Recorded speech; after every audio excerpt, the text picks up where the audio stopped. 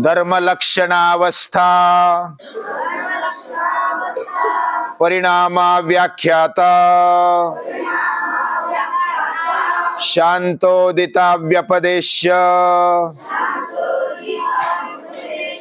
धर्मानुपाति धर्मी क्रमान्यत्वं परिणामन्यत्वे हेतुः क्रमान्यत्वं परिणामन्यत्वे हेतुः।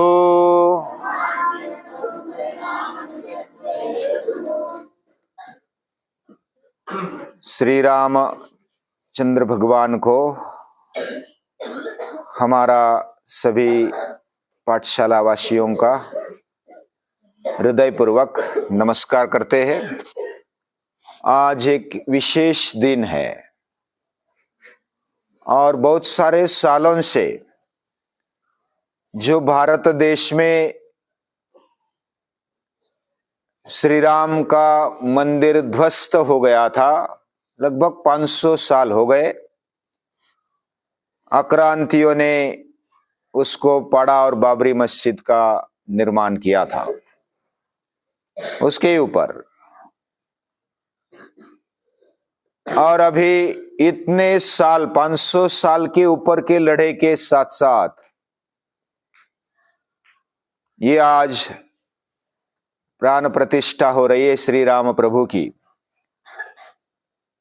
ये हमारे लिए, पूरे मानवता के लिए गौरव की बात है और इसलिए आज का दिन विशेष है। आज के दिन विशेष में भारतवासियों ने 140 करोड़ लोगों ने और भारत के बाहर के लोगों ने भी हृदय में, दिल में शुभेच्छाएं रखते हुए, श्री राम के प्रति प्यार रखते हुए इस बात का सपोर्ट दिया है।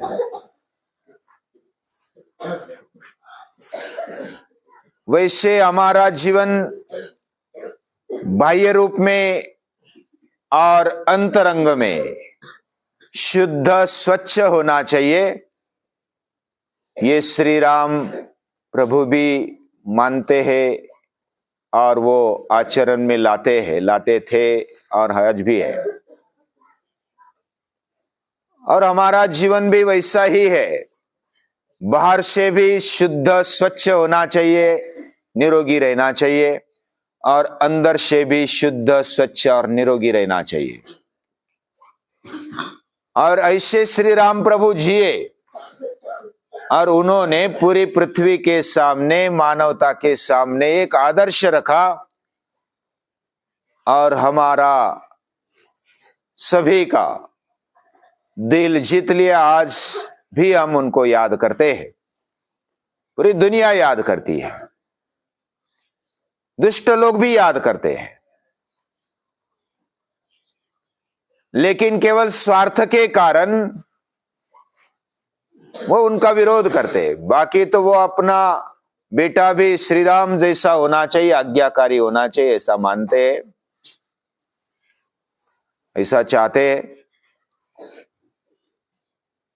और श्री राम के जीवन में विशेषता ये देखने को मिलती है कि उन्होंने जीवन जिया, पूरे सृष्टि के ऊपर प्यार प्रेम रखते हुए जिया, प्रामाणिकता से सत्य निष्ठा की राह पर चलते हुए उन्होंने जीवन जिया और बिल्कुल निस्वार्थ भाव से जिया है। स्वार्थ त्याग की पराकाष्ठा अगर किधर देखने को मिलती है तो श्री राम के जीवन में देखने को मिलती है। निस्सीम प्रेम किसको बोला जा सकता है तो श्री राम को याद करना चाहिए। सत्यनिष्ठा या तो सत्य का स्वरूप क्या हो सकता है, श्री राम को याद करना चाहिए। धर्म क्या है उसको अगर जानना है तो श्री राम प्रभु का अभ्यास करना चाहिए। रामो विग्रहवान धर्मः, यानी राम का प्रतिरूप धर्म है, धर्म का प्रतिरूप राम है।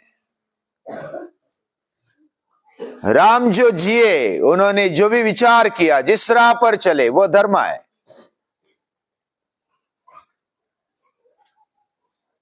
और इसलिए श्री राम को आज भी हम मानते हैं, उनके सामने सर झुकाते हैं, उनको दिल में बिठाते हैं। ये भारतीयों की परंपरा है, भारतीयों में ये खून में घुसा है। और इसलिए हनुमान ने जो मनोजवम मारुततुल्य वेगम जितेंद्रियम बुद्धिमताम वरिष्ठम वातात्मजम वानरयूत मुख्यम श्री राम दूतम शरणम प्रपद्ये, ऐसे जिसके बारे में शरण जाना चाहिए, ऐसा श्लोक बुध कौशिक ऋषि ने रचा। इतना प्रगल्भ सर्वगुण संपन्न होने के बावजूद भी श्री राम के आगे वो झुकते हैं। बुद्धिमान है, शक्तिशाली है, वानरों के नेता है, वायुपुत्र है, मन के गति जैसी गति है, वायु वेग है, और ऐसे होकर भी श्री राम के दूत है। और वही श्री राम का दूत होता है, शोभता है। और इसलिए जिधर जिधर श्री राम है, उधर उधर हनुमान है। हनुमान मंदिर अकेले भी है, और जिधर जिधर श्री राम प्रभु है, उधर तो हनुमान है ही। ऐसा मैंने जितने भी मंदिर देखे, उन मंदिरों में हनुमान की मूर्ति श्री राम के आगे हाथ जोड़ते हुए वीरासन में बैठे हैं। वीरासन ऐसे बैठा जाता है कि कभी उठने के लिए तैयार है। ऐसे बैठे तो उठने में देर लगती है, वीरासन में बैठते तो बस एक क्षण काफी होता है उठने के लिए। यानी तत्पर है, शक्तिशाली है, बुद्धिमान है, और उनको काम बताने की आवश्यकता नहीं होती। बस क्या करना है समझ में आया, करने लगा। सीता माता की खोज के वक्त केवल खोज ही नहीं की, लंका को आधा मरा कर दिया, अधमरा कर दिया। लंका जला डाली, रावण के सिंहासन को हिला दिया। ये छोटा सा काम नहीं था। अपनी बुद्धि का उपयोग करते हुए सही राजनीति का उपयोग उन्होंने किया है। ये जैसे भी हम अभ्यास करते जाएंगे तो हनुमान के बारे में, श्री राम के बारे में समय कम पड़ता जाएगा, जिंदगी कम पड़ेगी। लेकिन आज भी उनको हम याद करते हैं।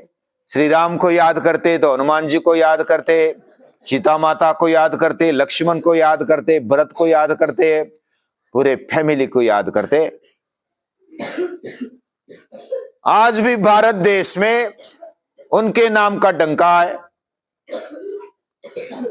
जहां देखो वहां श्री राम, जय श्री राम, राम राम, जय सिया राम बोला जाता है।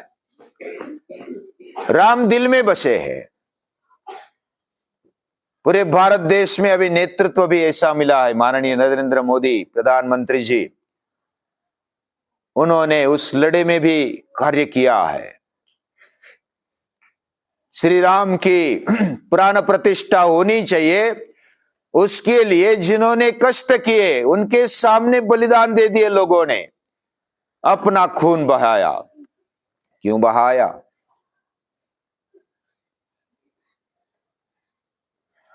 उनके मन में क्या था?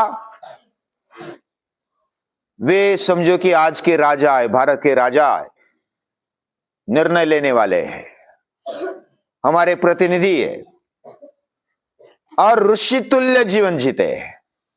इसलिए राजर्षि अगर बोलेंगे तो भी कोई अतिशयोक्ति नहीं होगी। वे राजर्षि है, राजर्षि, राजा होकर के भी ऋषि का जीवन जीने वाले। ऋषि यानी ऋष्यति, दर्शति, दर्शयति, संसार पारे, बहुत दूर का देखने वाले, दूरदर्शी, पारदर्शी नेता है और ऋषितुल्य प्रतिभा है।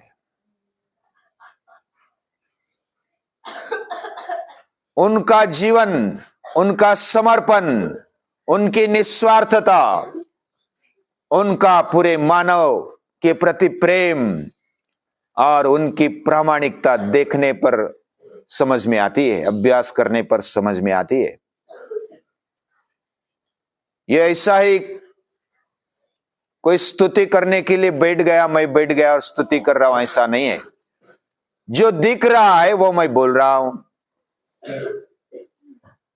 और बहुत सारे जो भारतीय है, 140 करोड़ उनका हित चाहने वाले ऐसे नेता हमें मिले हैं।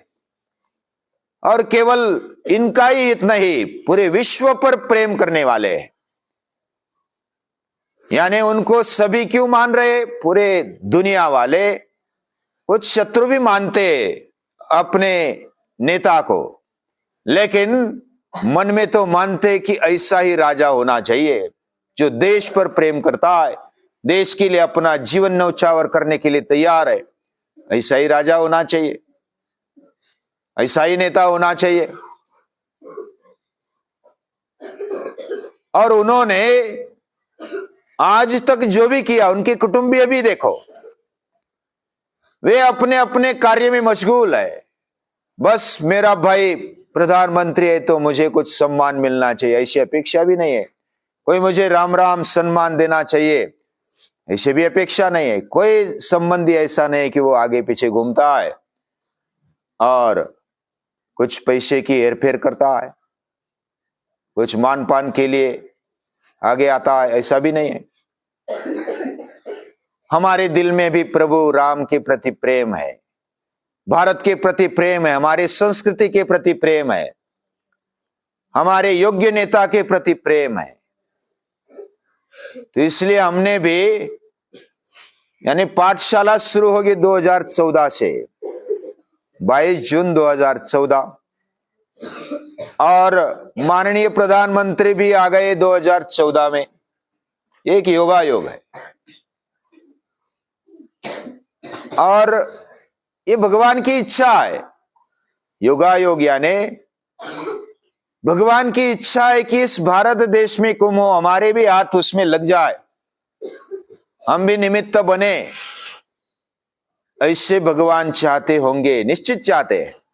इसलिए तो हम इधर आए। कौन कहां से आया है? 5-6 राज्यों से आए, कोई प्रदेश से भी आए। इधर क्यों आए? कुछ संबंध है, कुछ हमारे हाथों से करवाना है। इस भारत भूमि के लिए, इस संस्कृति के लिए, इस देश के लिए, राम के काम के लिए कुछ करना है। भले छोटा सा ही सही, दिया बनकर प्रकाश देने की हमारी तैयारी है। हम मेहनत करते हैं, हमने भी संकल्प किए कुछ, हम राम राज्य का कुछ हिस्सा हमारे जीवन में ला सकते हैं क्या? क्या हम निस्वार्थ भाव से सभी पर प्रेम कर सकते हैं क्या? क्या हम सत्य की राह पर प्रामाणिकता से चल सकते हैं क्या? क्या हम निस्वार्थता से अपना जीवन जी सकते हैं? हमारा बाह्य जीवन भी सुंदर होना चाहिए और आंतरिक जीवन भी सुंदर और स्वच्छ होना चाहिए, पवित्र होना चाहिए। ऐसी बात श्री राम प्रभु चाहते हैं और हमारा भी वही प्रयास है, प्रामाणिक प्रयास है कि हम भी वैसे बने। आदर्श की ओर ज्यादा से ज्यादा जितना नजदीक आ सके उतना हम आने का प्रयास कर रहे हैं और भगवान हमारी मदद भी कर रहा है। भगवान उसी की मदद करता ही है जो प्रामाणिकता से प्रयास करता है ना। भगवान उसके पीछे खड़े रहते, उसके साथ खड़े रहते, पीछे भी नहीं, हमारे तो साथ है, हृदय में है। तो हमारे जीवन में भी इस पाठशाला में जो भी सुबह 4:30 बजे से लेकर के हम सुबह उठ जाते हैं, शारीरिक मेहनत करते, योग करते, भगवान को याद करते, हर रोज माता पिता को याद करते हैं, ऋषियों को याद करते हैं, सभी को याद करते हैं और उनको हृदय से नमस्कार करते हुए हमारा भी जीवन आदर्श बन जाए, उच्च बन जाए, ऐसी कामना करते हुए उस पर मेहनत करते हैं। ये बात साधारण नहीं है, पूरी दुनिया को बदलने वाली है। और इसलिए पूरी दुनिया हमारी ओर, भारत की ओर एक आशा से देख रही है। और वो आशा पूरी करने के लिए हम जो भी प्रयास कर रहे हैं, भारतवासी प्रयास कर रहे हैं, अलग अलग क्षेत्र में अलग अलग लोग प्रयास कर रहे हैं, उनके प्रति भी श्रद्धा रखते हुए, प्रेम रखते हुए, उनके प्रति भी आदर रखते हुए हम सभी को याद करते फिर से एक बार, महर्षि पतंजलि बताते हैं कि शांतो देता व्यपदेश धर्मानुपाति धर्मी। हमारे जीवन में कोई भी परिवर्तन आता है, किसी के भी जीवन में, तो उसके लिए एक फाउंडेशन होता है, कुछ आसन होता है। और हमारे सभी के लिए फाउंडेशन है ये धर्मी, यानी परम पिता परमेश्वर। उसको अलग अलग नामों से पुकारा जा सकता है, भगवान श्री राम है, श्री कृष्ण है। जो भी परम शक्ति जिसको हम मानते हैं, वह इस दुनिया की आधार है। हमारे जीवन का भी आधार वही है, पूरी दुनिया का आधार वही है। और ये धर्मी को इस पूरे दुनिया के आधार को याद करते हैं और उसको और उसी के साथ सभी विश्व को नमस्कार करते हैं। प्रणाम।